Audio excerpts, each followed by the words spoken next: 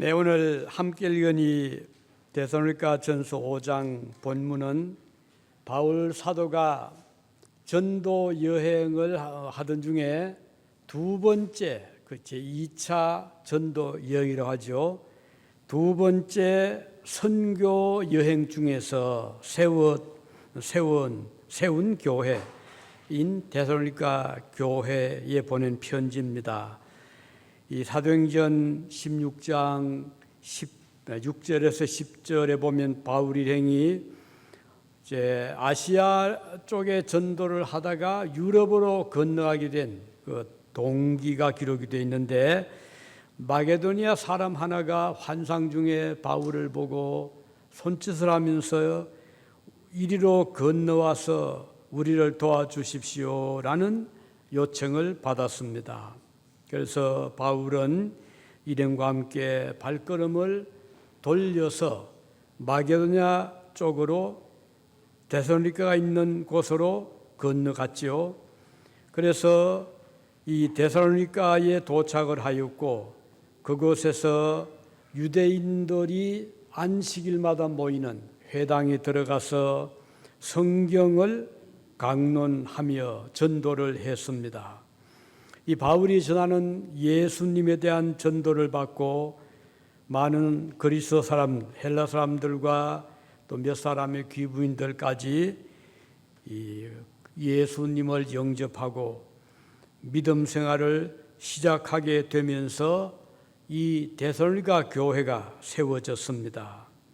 그러나 유대인들이 이 소식을 듣고 그것을 싫어하고 질투하고 반대를 하여 바울 일행을 핍박을 하기 시작을 했습니다. 그들은 거리에 있던 불량배들을 동원을 해서 이 바울 일행을 해치려고 온갖 노력을 했죠. 그래서 도저히 그곳에 더 머물 수가 없어서 바울과 일행은 그 도시를 떠나 베레아라는 곳으로 피신을 해서 또 그곳에서 전도를 하게 되었습니다. 그러나 이 소식이 또 이 데살로니가에 있는 유대인들에게 전해지니까 베레아까지 또 찾아가서 그들을 박해했습니다. 그래서 더 이상 또 그곳에 머물 수 없어서 바울과 일행은 이번에는 아덴, 요즘 아테네라고 하는 아덴으로 피신을 했습니다. 이렇게 쫓기며 고난을 당하면서도 바울과 그 일행은 포기하지 않고 전도를 계속했습니다. 나중에 바울은 그가 세운 이 데살로니가 교회에 편지를 첫 번째 편지, 두 번째 편지를 보냈는데, 이 두 번째 보낸 편지가 오늘 우리가 읽은 본서의 내용입니다. 그는 오늘 읽은 대로 이렇게 말씀하죠. 항상 기뻐하라, 쉬지 말고 기도하라, 범사에 감사하라, 이렇게 전하고 있습니다. 자, 기뻐하는 것은 언제? 항상.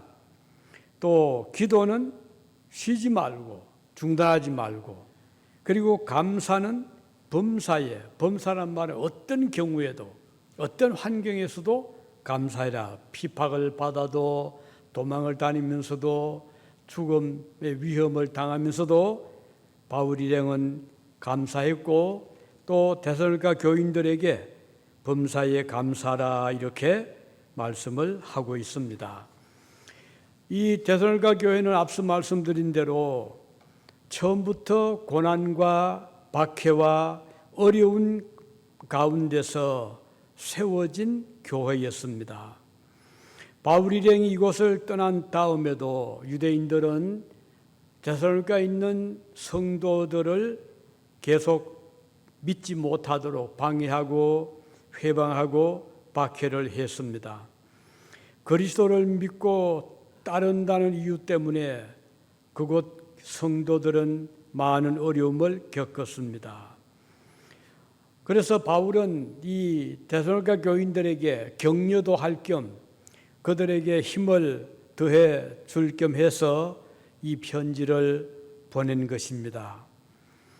이 교회는 지금도 핍박과 환난에 직면을 하고 있었습니다. 그러나 바울은 그들에게 말하기를 항상 기뻐하라, 쉬지 말고 기도해라, 범사에 감사하라 이렇게 가르치고 있습니다.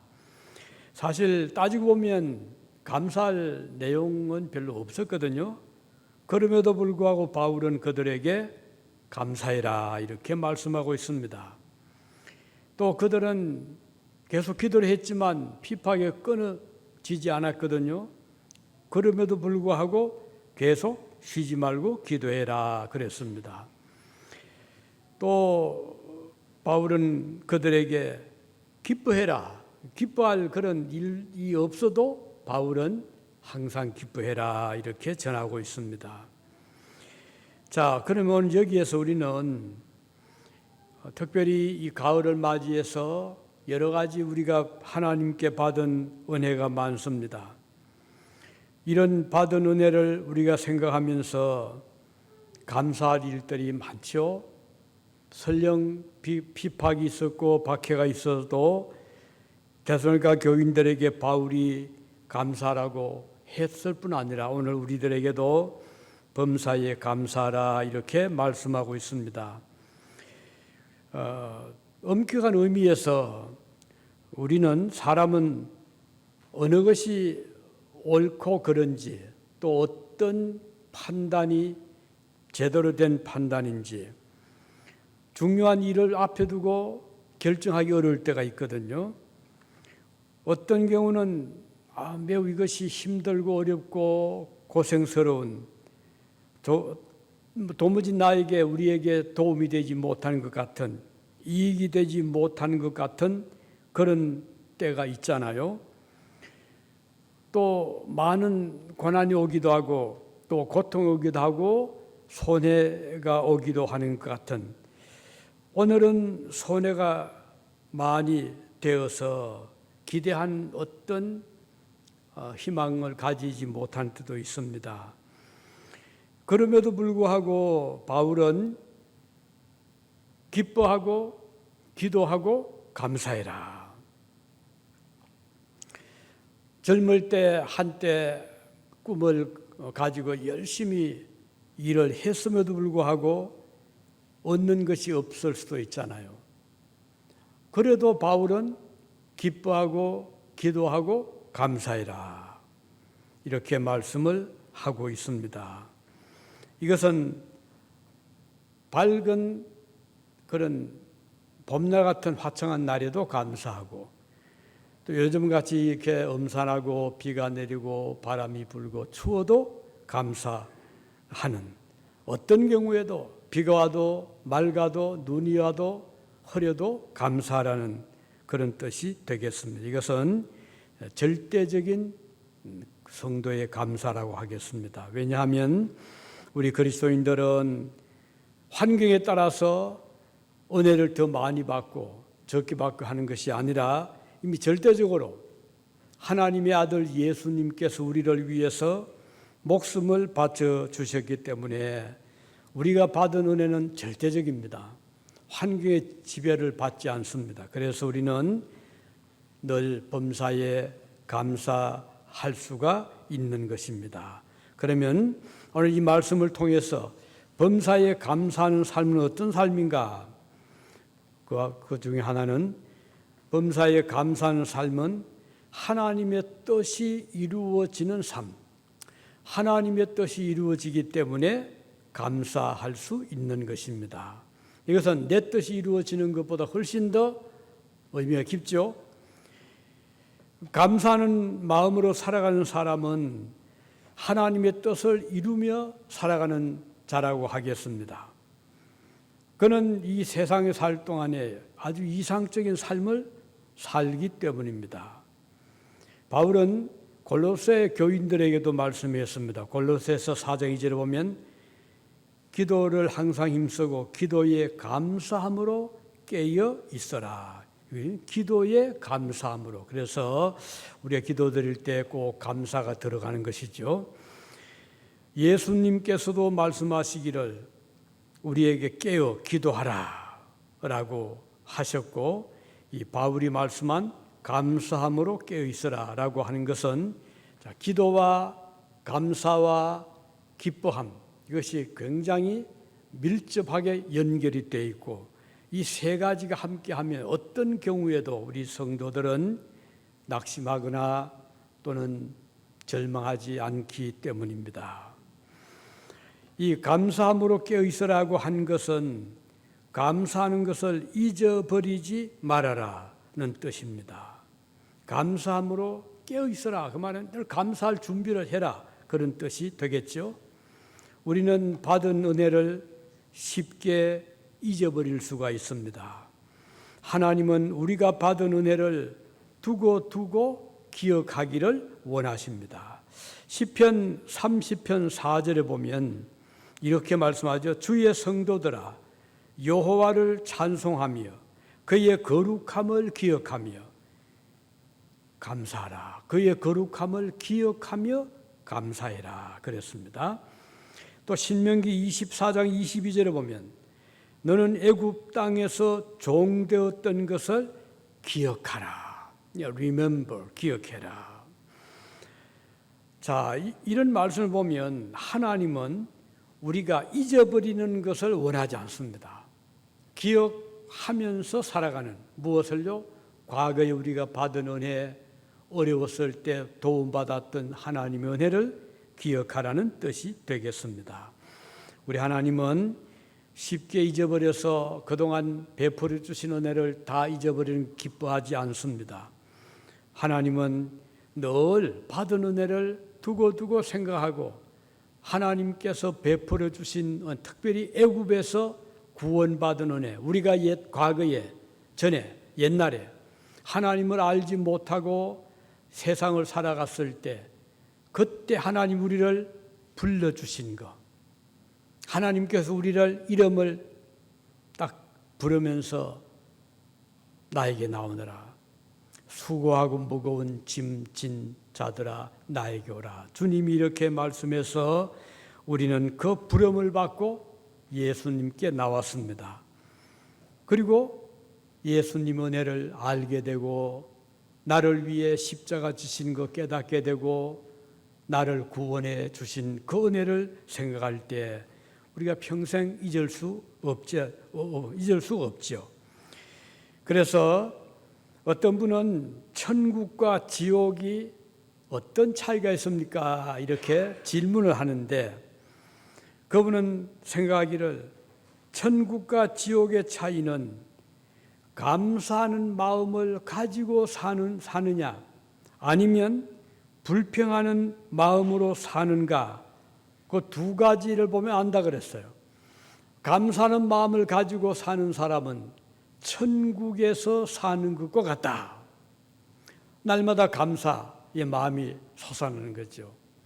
가난에도 감사하고 부여도 감사하고 건강에도 감사하고 병들어도 감사하고, 이런 사람의 삶은 천국에 사는 것과 같다는 것이고, 불평과 원망과 또 만족하지 못한 마음을 가지고 살게 되면 아무리 많은 것을 받아도 더 왜 주시지 않는가, 왜 내가 바라는 대로 이루어지지 않는가, 끊임없는 욕구, 욕망 때문에 만족이 없고, 바로 이런 사람의 삶은 지옥에 사는 사람의 삶과 같다. 이 땅이지만, 아직 천국 지역에 가지 않았지만 그렇게 이야기를 했습니다. 저는 이 글을 읽으면서 참 의미가 있는 말이구나. 우리가 살아가면서 날마다 감사하고 만족한 삶은 바로 지상 천국과 같은 삶이라는 생각을 했습니다.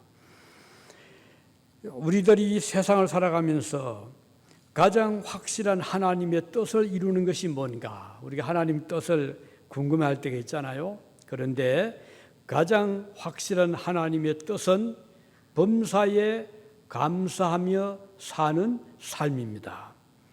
이 세상은 이제 말씀드린 대로 항상 밝은 햇빛만 나지는 않습니다. 흐린 날도 찾아오고 바람 부는 날도 옵니다. 그럼에도 불구하고 그리스도인들은 감사하죠. 밝은 때도 감사하지만 어두운 때도 감사하고, 낮에도 감사하지만 밤에도 감사하는 것입니다. 그는 같은 이 세상을 살지만 마치 그리스도인들은 그 사는 장소가 그야말로 평안하고 안정되고 경건하고 찬양이 있고 꼭 수도원 같은 그런 삶을 사는 자가 있는가 하면, 또 어떤 사람은 그렇지 못하지, 마치 감옥에 갇힌 죄수처럼 답답하게 생각하고, 왜 좀 밝게 창문을 좀 크게 만들어주지 않았나, 왜 나오는 음식이 이렇게 부실한가, 왜 겨울인데도 난방도 들어오지 않는가, 온갖 그 감옥 생활이 얼마나 불편하잖아요. 그런데 우리 마음속에 감사가 없다면 마치 감옥에 사는 자의 죄수와 같은 삶이라, 이렇게 생각을 어떤 분은 했습니다. 비록 감옥에 갇혀 있는 죄수와 같은 삶이라 하더라도 마음에 감사하는 마음을 가진다면 그의 삶은 완전히 달라질 것입니다. 비록 하루하루의 삶이 힘이 들고 어렵더라도 그동안 내가 받은 은혜를 한번 돌이켜보죠. 자, 부모님께 받은 은혜 얼마나 감사할 일이 많잖아요. 그 어려운 중에서도 나를 위해서 나의 사랑하는 어머니 아버지는 얼마나 애지중지 길러 주었는가. 따뜻한 옷을 입혀주고 또 먹을 맛있는 것을 해주기 위해서 노력하고, 이거 생각하면 너무 감사하잖아요. 부모님께 받은 은혜. 또 그동안 살아오면서 많은 분들에게 격려의 말을 들은 것도 감사하고, 또 어려웠을 때 등을 밀어주고 격려해 준 분들이 많았고, 또 형제 자매 가족들의 그 따뜻한 그 사랑, 이런 것을 생각하면 비록 이 세상에 살아가기가 좀 힘이 들고 어려워도 그 마음이 기쁘고 즐겁고 그 속에 평안이 있잖아요. 이것이 바로 그리스도인들의 감사하는 삶, 받은 은혜를 잊지 않는 삶이라고 하겠습니다. 죄인과 성도의 차이는 감사하는 마음을 가지며 사는가, 아니면 원망과 불평하는 생각으로 살아가는가의 차이와 같습니다. 불평하는 자는 자신의 삶을 감옥의 삶으로 만드는 것과 같고, 감사하는 사람은 자신의 삶을 낙원과 같은 세상으로 만드는 것입니다. 그래서 감사하며 살게 되면 감옥도 천국으로 바뀌어질 수가 있고요. 받은 은혜를 다 잊어버리고 불평하게 되면 아무리 수도원 같은 그런 곳이라도 감옥처럼 될 수 있다는 것입니다. 그래서 바울 사도는 말하기를 너희는 감사하는 자가 되라, 이렇게 가르칩니다. 감사함으로 깨어 있으라고 그랬습니다. 왜? 깨어 있어야 잊어버리지 않잖아요. 깨어 있어야 늘 그 마음을 지키잖아요. 그래서 그냥 감사합니다 여기지 말고 감사함으로 깨어 있자 하는 것입니다. 그래서 작은 것에도 감사하고, 그리고 만족하고, 또 잊지 않는, 이것이 바로 성도의 삶이고, 이것이 하나님의 뜻을 이루는 삶이라는 것입니다. 자, 그 다음은 범사에 감사라는 또 하나의 뜻은 이제 말씀드린 대로 우리가 받은 은혜를 하나하나 되새김질하는, 그래서 우리 구약의 성경에 보면요, 이스라엘 백성들에게 하나님께서 음식을, 고기를 먹지 못할 고기 중에 하나가 뭔 거 아니요?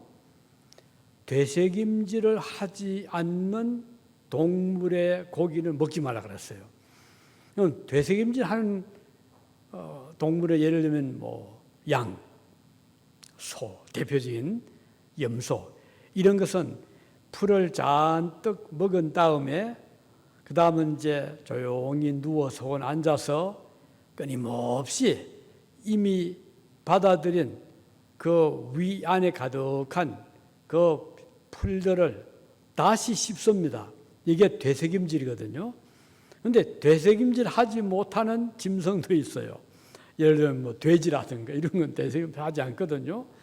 그래서 어떤 분이 그렇게 해석을 했더라고요. 왜 하나님께서 짐승 중에 되새김질 하는 짐승을 먹으라고 했을까? 이건 분명히 어떤 교훈이 있을 것이다. 그래서 이분은 해석하기를 그리스도인 하나님 백성들이 하나님의 말씀의 양식을 딱 받아들입니다. 그리고는 그냥 소화시키고 잊어버리지 말고 그 받은 하나님의 말씀의 양식, 말씀의 꼴을 다시 끄집어내어 기억하고 되새김질하라. 그래서 하나님께서 이스라엘 백성들에게 먹지 못하도록 막은 짐승처럼 되새김질 못하는 자가 되지 말고 하나님 말씀을 들었으면 그 들은 말씀을 기억하고 다시 되새기고 끊임없이 살아가면서 반복적으로 기억을 하라. 그런 뜻으로 되새김질을 해야 된다. 그렇게 아주 재미있게 해석을 했습니다. 우리가 그렇잖아요. 일주일에 한 번 한 20, 30분 길어야 한 3, 40분 설교를 듣고 돌아갑니다. 다 잊어버리면 되새김질 할 수가 없어요. 다 잊어버렸으니까. 그렇지만 하나님 말씀을 비록 짧은 시간 동안 들었지만 이 들은 말씀을 다시 기억을 하는 거예요. 되새김질을 하는 거예요. 그래서 다시 기억하고 다시 그것을 생각하고 그러면 그 말씀이 끊임없이 우리를 교훈하고 가르치고 우리에게 은혜를 베풀어 주시거든요. 그래서 받은 은혜를 잊지 않는 되새김질하는 삶이 하나님의 뜻을 이루는 삶이다. 그리고 범사에 감사하는 삶이라는 뜻이 되겠습니다.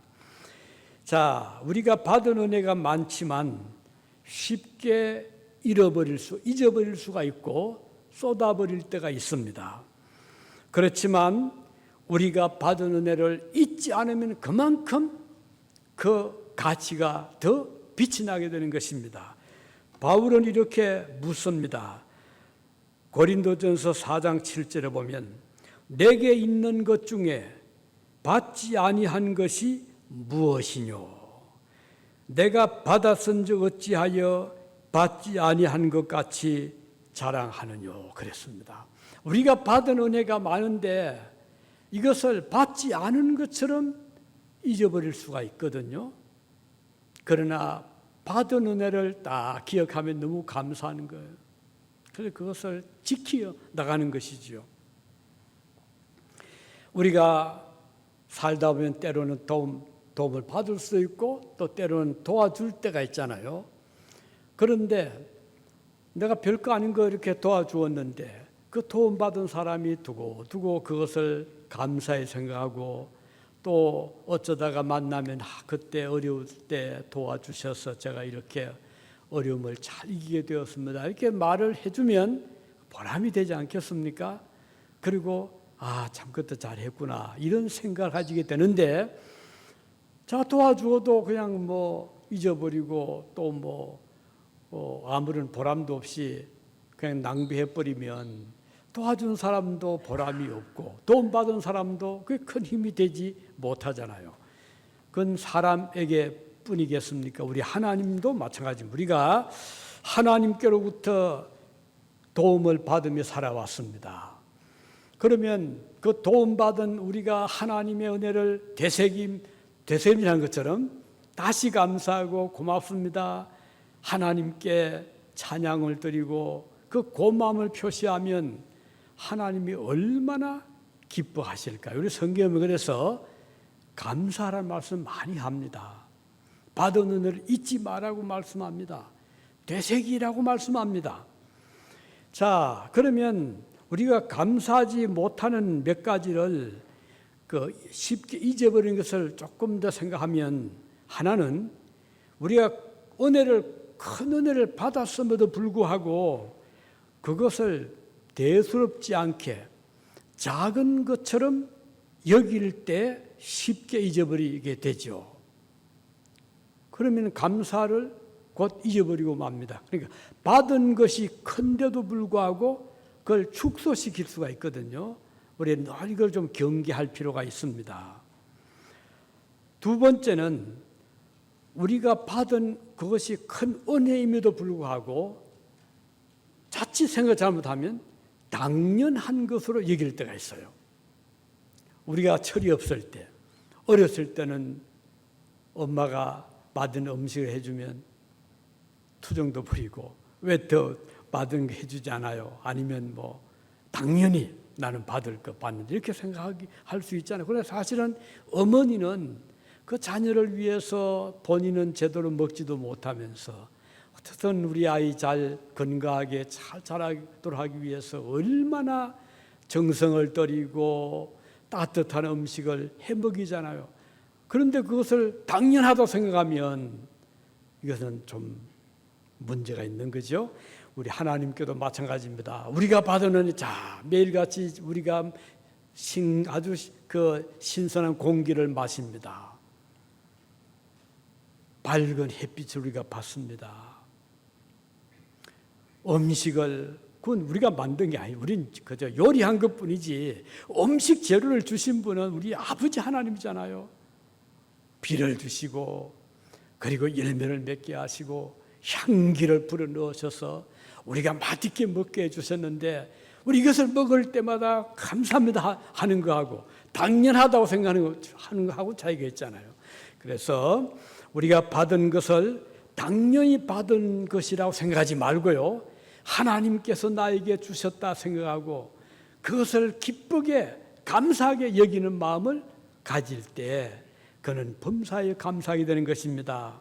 그다음 또 한 가지는 우리가 받은 것이 너무 많은데 그 많은 것을 받았으면서도 모자란다 생각할 때 있거든요. 왜 좀 더 주시지 않을까? 하나 받으면 두 개를 가지고 싶어 하고 두 개를 받으면 세 개를 가지고 싶어 하는 이게 우리의 인간의 욕심이 아니겠습니까? 이런 마음을 가지게 되면 감사의 마음보다는 이게 비교를 합니다. 저 이웃 사람은 저렇게 사업도 잘하고 번창한데 난 이게 왜 이런가? 그러면 감사의 마음이 사라지게 되잖아요. 우리 그리스도인들은 절대적인 감사입니다. 누구와 비교하지도 말고 양이 적고 많고 따지지 말고 하나님께서 주신 은혜를 절대적으로 감사한 마음을 가지면 어떤 경우에도 적게 받으면 적게 받은 대로 감사하고 많이 받으면 많이 받은 대로 감사하게 되고 좋은 거 받으면 좋은 대로 감사하게 되고 당연한 것이 아니라 내가 받을 수 있는 자격도 없고 그런 어떤 내가 한 것도 없는데도 불구하고 하나님은 나에게 이렇게 주셨구나 생각하면 감사하게 되는 것입니다. 자, 그래서 우리가 하나님께 받은 은혜 잊지 말고 그리고 감사는요 일상생활에서 훈련이 필요합니다. 그 훈련은 우리의 인간관계에서 이루어져요. 그래서 우리가 사람과 사람 관계를 가질 때 늘 우리 입술에서 고맙습니다, 감사합니다. 미국 사람들 그 잘하잖아요. 땡큐 잘하잖아요. 별거 안 돼도 땡큐 하거든요. 자, 우리도 그리스도인으로서는 그런 마음에 그런 어떤 그 기본 자세가 감사의 마음, 이웃에게 감사하고 가족에게 감사하고 친구에게 감사하고 부모에게 감사하고 이렇게 살아가면 그 삶 자체가 항상 향기로운 그것이 하나님께로 연결되거든요. 그래서 사람에게 감사할 수 있는 사람이 하나님께 감사합니다. 부모님께 감사한 사람이 하나님께 감사하는 것입니다. 그래서 우리는 일상생활에서 감사의 생활을 늘 노력하시기를 바라는 것입니다. 자, 그래서 생각에 따라서 우리의 삶의 자세가 달라지지요. 작은 일에도 감사한 사람은 평생 그 마음에 감사가 넘치게 됩니다. 하나님께 받은 은혜가 크고 사람들에게 받은 은혜도 잊지 않는 그런 삶을 살게 되는 것입니다. 반대로 받은 것이 작다고 생각하면 불평을 할 수밖에 없잖아요. 기쁨이 사라지게 되는 것입니다. 그래서 생각을 바꾸어서 그 받은 은혜가 너무 귀하고 그래서 그것을 기쁘게 받아들이면 그의 삶은 매일같이 감사가 넘치게 되는 것입니다. 아침에 눈을 뜨면 하나님 오늘도 저에게 이 하루를 주셨군요. 내가 돈 주고 산 게 아니잖아요. 시간을 돈으로 환산하면 얼마나 많은 돈을 하나님 우리에게 주신 것이 되잖아요.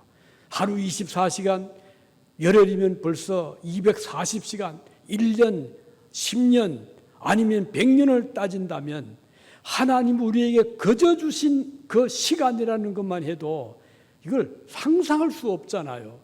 오늘도 하루를 주신 은혜 우리는 감사할 수 있기를 바라는 것입니다. 우리 주님의 일생을 돌아보면 주님께서는 탄생하실 때 구유에서 나셨잖아요. 그리고 그 예수님의 부모 요셉의 그 환경을 보면 목수였잖아요. 매일같이 일을 해야 되잖아요. 자르고 붙이고 연결하고 집을 짓기도 하고 또는 가구를 만들기도 하고 그 얼마나 손이 거칠었겠습니까? 그 예수님의 아버지의 손이. 그걸 지켜보는 예수님이 가만히 있었겠습니까?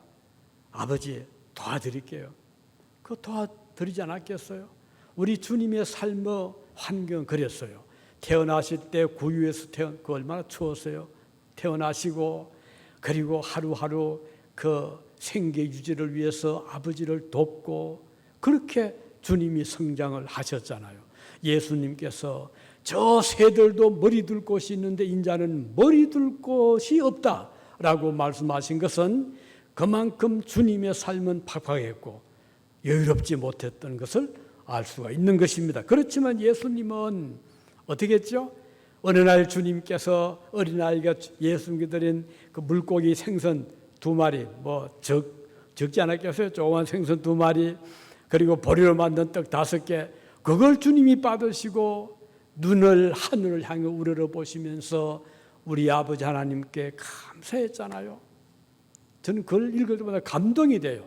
야, 우리 예수님께서 이 생선 2마리 그리고 보리떡 5개 이걸 먹을 사람은 지금 5,000명이잖아요. 그런데 무슨 감사가 나오겠어? 우리 같으면 아이고 이걸 어디다 붙이라고 하고 생각할 수 있겠는데 주님은 그것을 받으시고도 그렇게 기뻐하시면서 눈을 우러러 하늘을 향해 하나님께 감사했지 않습니까? 그랬더니 그 감사의 기쁨이 얼마나 넘쳤잖아요. 오늘 저와 여러분들이 이 세상을 살아가면서 아이고 하나님 이거 가지고 어떻게 살아갑니까? 라고 한다면 마음에 감사가 있을 수 없잖아요. 하나님 오늘도 이 귀한 하루 주신 것 감사합니다. 오늘도 건강 주셔서 제 발로 걸을 수 있게 해주신 것 감사합니다. 오늘도 제 정신력을 맑게 해주셔서 생각하게 하시고 사람을 만날 때 반갑게 인사할 수 있는 지력을 주신 것 감사합니다. 어느 것 하나도 우리에게 감사하지 않을 수가 없는 것입니다. 실직하지 않게 하신 것 감사하고 사업하게 하신 것 감사하고 또 온 가족이 이렇게 함께 생활하게 해주신 것 감사하고 그래서 이 감사하는 삶은 이와 같이 받은 은혜를 하나하나 기억하는 것이 감사의 삶이다. 이제 마지막은 우리의 진정한 감사는 미래지향적입니다. 지금까지 나의 삶을 이끌어 주시고 인도하신 하나님께서 앞으로 남은 삶도 하나님께서 나를 도와주시고 동행하시고 축복해 주실 것을 믿는 삶인 것입니다. 그러니까 앞날의 축복을 기다리는 그리고 받아들이는 또 믿는 이것이 바로 하나님께 범사에 감사하는 삶이라는 것입니다. 하나님의 선하신 인도하심으로 우리의 장래도 이 세상 다하는 그날까지 하나님께서 동행을 해 주시리라. 다시 말하면 우리의 삶이, 우리의 생애가, 우리의 걸음이 하나님의 손 안에 있음을 믿는 것입니다. 바울은 말씀했습니다. 로마서 8장 28절에 하나님을 사랑하는 자, 곧 그 뜻대로 부르심을 입은 자들에게는 모든 것이 합력하여 선을 이루느니라. 얼마나 귀한 말씀인가요? 모든 것이 합력하여 서로 협력해서 서로 도우면서 선을 이룬다. 그 말은 좋은 쪽으로 인도하신다, 그런 뜻입니다. 그러므로 하나님의 자녀들은 슬픔과 불행도 은혜로 바뀌어지게 된다는 것입니다. 하나님의 뜻대로 부르심을 받은 성도들에게는 절망적인 그런 때도 소망의 문이 열려진다는 것입니다. 시편 기자는 시편 30편 11절에서 말씀하기를 주님께서 나의 슬픔을 변하여 춤이 되게 하시며 나의 베옷, 그 상복 같은 슬플 때 있는 나의 베옷을 벗기고 기쁨으로 띄우셨나이다, 이렇게 말씀했습니다. 얼마나 아름다운 약속의 말씀인가요? 1973년에 미국의 유명한 전도자 빌리 그램 아시죠? 빌리 그램 목사님이 한국을 방문했고 그때 연세대학교에서 그분에게 명예박사학위를 수여를 하게 되었습니다. 그는 그때 이런 이야기를 해 주었습니다. 그 빌리 그램 목사님이 캐리비안이라는 어느 섬에서 잠시 동안 지냈는데 그때 큰 그 부자 아주 재벌이 이 빌리 그램 목사님을 만나서 이제 점심 식사를 대접을 했습니다. 그런데 그 부자의 나이가 75세였다고 합니다. 그는 목사님과 식탁에 마주 앉아서 슬픈 표정을 지으면서 이렇게 말을 했답니다. 목사님, 저에게는 많은 돈이 있습니다. 그러나 나는 영혼이 가난합니다. 영혼을 잃어버렸습니다. 이런 나에게 소망이 무엇일까요? 이렇게 탄식을 했답니다. 목사님이 많이 위로해 주었겠죠. 그런데 그 2시간 뒤에 이번엔 다른 또 같은 나이 75세죠. 노인을 만났는데 그는 이렇게 이 목사님께 말을 했답니다. 목사님, 지금 저에게는 넉넉한 돈은 없습니다. 그렇지만은 제 마음 속에는 그리스도께서 계십니다. 저는 행복한 삶을 살고 있습니다. 이렇게 말을 하더라는 거예요. 얼마나 대조적이야. 한 사람은 큰 재벌인데도 불구하고 그 영혼은 가난하고 그리고 잃어버린 느낌을 가지고 살아왔던 사람이고, 반대로 한 사람은 넉넉한 재산이 없었지만 그리스도를 모신 그 기쁨이 충만해서 행복을 느끼고 살았다는 것입니다. 억만장자와 그렇지 못한 두 사람의 그 대화를 통해서 얼마나 삶의 차이가 큰가를 보여주는 것입니다. 그 차이는 한 사람은 예수님을 모시고 살았고 한 사람은 주님이 없는 삶을 살았던 것입니다. 이것은 외적인 차이뿐이 아니라 내적인 차이입니다. 이렇게 내적인 차이는 사람의 삶을 아주 근본적으로 다르게 사람의 삶을 이끌어 가는 것을 볼 수 있죠. 하나님을 사랑하는 자는 모든 것이 합력해서, 그것이 때로는 좀 어려운 일도 있고 슬픈 일도 있지만 그것이 마침내 합력하여 선을 이루게 되는 것입니다. 주님 안에 있는 자에게는 그것이 불행일지라도 축복으로 바뀌어지게 되는 것이죠. 이런 일화, 에드먼드 하윗이라는 사람에 관한 일화인데요. 그는 어느 날 그 좀 불량 청소년에게 얻어맞고 척추를 다쳤습니다. 그래서 7달 동안 병원 치료를 받게 되었는데 병상에 누워있으니까 화가 나는 거예요. 아니 그놈이 나를 이렇게 몸을 망가뜨려서 7달 동안 병원에 있게 하다니 그 마음이 너무 불편하고 그 자기를 두들겨 준 그 불량배가 너무 미운 거예요. 정으로 가득 차 있었습니다. 그런데 누워있는데 마침 그 청소 아줌마가 들어와서 청소하는데 그 얼굴에 기쁨이 넘치고 노래를 하는 거예요. 그래서 가만히 보다가 물었답니다. 아니 아주머니 무엇이 이렇게 좋아서 그 노래를 합니까? 이렇게 물었더니 그분이 대답을 합니다. 주님께서 저에게 기쁨을 주시네요. 그 말을 하더라는 거예요. 깜짝 놀랐죠. 하윗은 그 말을 듣고 큰 충격을 받았답니다. 그는 지금까지 저렇게 기뻐해 본 적이 없다는 거예요.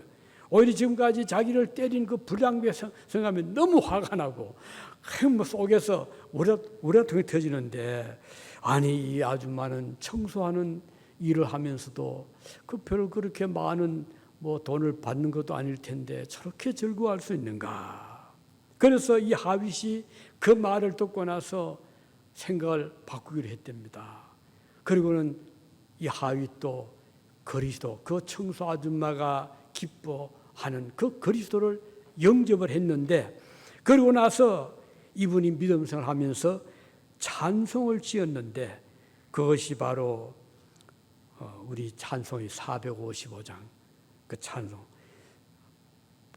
기뻐하는 그 즐거운 찬송을 그가 지었다고 합니다. 하나님을 사랑하는 자, 곧 그 뜻대로 부름을 받은 자는 모든 것이 합력하여 선을 이룬다는 이 말씀을 우리가 여기서 볼 수가 있습니다. 자, 이제 말씀 맺겠습니다. 우리는 오늘 본문을 통해서 범사에 감사해라. 그 말은 작은 일에도 감사하는 것입니다. 조그마한 우리가 그것이 별거 아닌 것 같은 그런 것이라도 누가 나에게 말 한마디 아니면 작은 선물을 줄 때 그걸 고맙게 생각하고 또 기뻐하면 하나님이 더 기뻐하면서 그는 더 많은 것으로 채워주시는 것을 우리는 알 수가 있는 것입니다. 자, 우리는 이 미국 낯선 땅에 이민으로 왔습니다. 우리는 이곳에서 참된 신앙의 자유와 하나님을 우리가 바라보면서 살아오고 있잖아요. 자, 얼마나 감사한 일입니까? 이 미국 땅, 이제 다음 주 우리 추수감사절인데 감사절 조금 이제 생각하겠는데 미국 땅이 시작할 때부터 청교도들이 믿음으로 출발을 했잖아요. 우리가 이런 땅에 와서 살게 된 것만 해도 우리는 너무 감사한 거예요.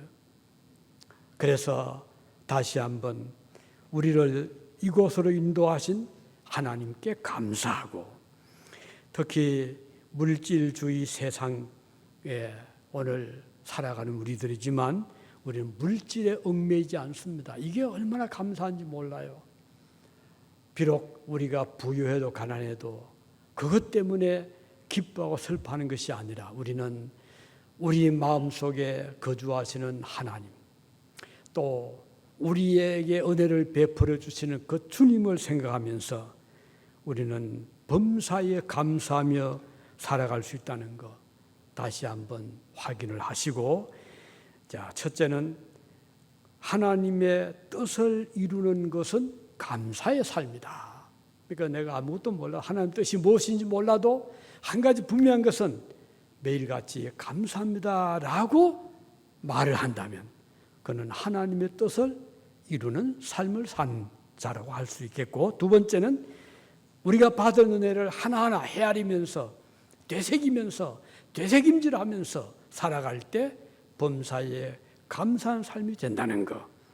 세 번째는 지금까지 우리를 인도하신, 나를 이곳까지 이끌어 주신 하나님께서 앞날에도 장래도 그 하나님 우리를 평안한 길로, 은혜의 길로, 구원의 길로 인도하신다는 사실을 우리가 마음에 늘 간직한다면 그건 바로 범사에 감사하는 삶을 사는 자라, 이렇게 볼 수가 있겠습니다. 우리 모두 범사에 감사하시기를 바랍니다. 기도하시겠습니다.